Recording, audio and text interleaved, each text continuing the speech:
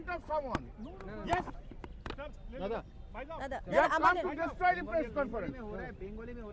बंगाली में हो रहा है दादा, क्यों कर रहे हैं आप लोग? अरे बंगाली में हो रहा है, आप लोग क्यों? हम लोग तो वहाँ पे नहीं गए थे ना। लगा तो ये नहीं किसका प्रेस का? अमित शाह भेजा है आपको? अब नहीं दादा দাদা ছেড়ে দিন, দাদা দাদা একটু বলে দিন আমাদের। दादा दादा आज के कोर्टे की হলো আজকে ওই কোর্টে সারাক্ষণ ধরে মামলা চললো, 1 ঘন্টা 1.5 ঘন্টা 1.5 ঘন্টা দিয়ে নোটিশ ইস্যু করেছে এবং 2 সপ্তাহের মধ্যে এফিডেভিট দিতে বলেছে। এবং যে সমস্ত কেসগুলো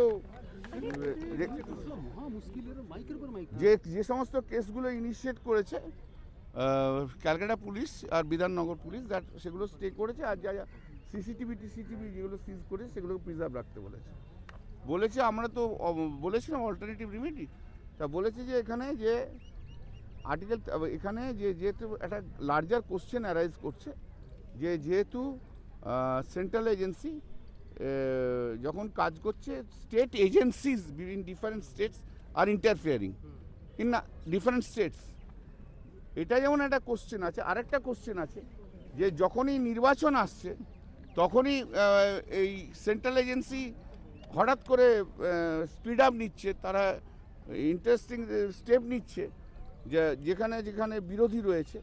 that is also matter, that is also required to be heard. These are the 2 points. These are the 2 points have to be heard. Both the 2 questions. Their questions are also framed and our issues are also framed. যে election এলেই কেন এত তৎপরতা হবে, সেটা কেন হবে? 2-3টে question এরকম এটাকে দিয়েছে।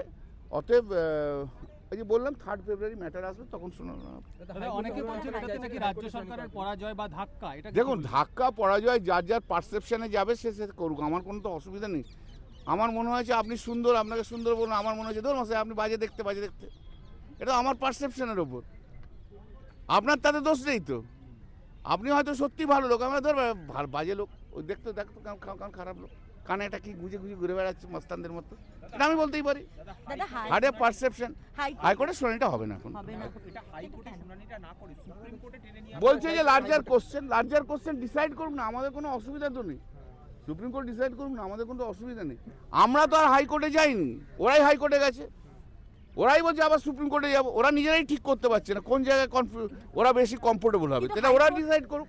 হাইকোর্টের বদলে সুপ্রিম কোর্টে চলে আসা কেন? কাউকে সিল করতে পারেন যদি কোনো অফেন্স হচ্ছে সেখানে, এটাও তারা হ্যাঁ বললাম তো, ওটা তো কথাটা বললাম, সেটা সিল করে না, স্টেট এজেন্সি ইন্টারফেয়ার করতে পারে না।